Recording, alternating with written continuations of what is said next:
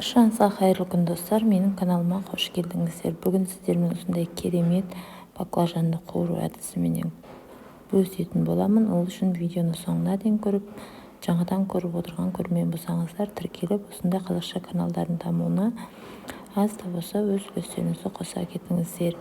Ең алдымен баклажандарымызды жуып тазалап алып, осылай жіңішке қылып турап аламыз.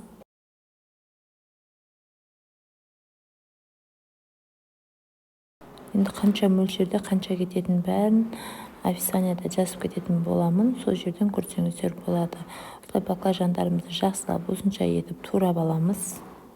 Турап болған баклажандарымызды осылай тұз суға саламыз. Ең алдымен ыдысымызға су құйып алып, оның ішіне тұз салып, жақсылап араластырып, ерігенін күтіп, ерігеннен кейін осылай баклажандарымызды осылай тұз суға сап қоямыз. Bir сағатқа салып қойдым. 1 сағаттан кейін өздеріңіз көріп тұрғандай осылай жақсылап кепкенін күтеміз. Жақсылап кептіріп аламыз. Болмаса салфеткамен екі бетін кептіріп алсаңыздар болады.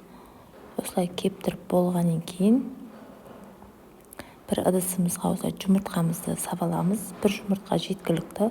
Осы жұмыртқамызды жақсылап тұз салып, жақсылап араластырамыз.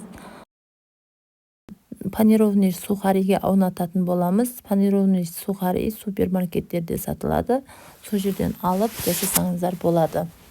Енді бірінші баклажанымызды осылай жұмыртқаға жақсылап малып аунатып аламыз. Аунатып болған екен панированный сухариге осылай аунатамыз. Қызып тұрған майға қуыратын боламыз. Өте дәмді болып шығады. Сіздер де жасап көріңіздер. Видео ұнаса лайк басып, комментария жазып, осындай қазақша каналдардың дамуына аз да болса өз үлестеріңізді қоса кетіңіздер. Осылай жақсылап малып алыңыздар. Қызып тұрған газымызға осылай қуыратын боламыз. Осылай қуырып аламыз. Екі бетінде жақсылап қызарған, қатты қызартпай, осылай сары күйінше салып алсаңыздар болады. Бізге творожный сыр қажет болады, және де салатный лист жапырағы қажет болады. Енді осыны творожный сырды салып, осылай орайтын боламыз. Енді сіздер чеснок қосып, помидор қосып жасасаңыздар да болады. Болмаса дәл осы тәсілмен жасасаңыздар да дәмді болады. Өте дәмі ерекше болып шықты. Сіздер де жасап көріңіздер. Сіздерге де ұнайтынына сенімдімін. Осылай жақсылап нығыздап ораймыз. Өте аппетитный және де өте тамаша болып шықты.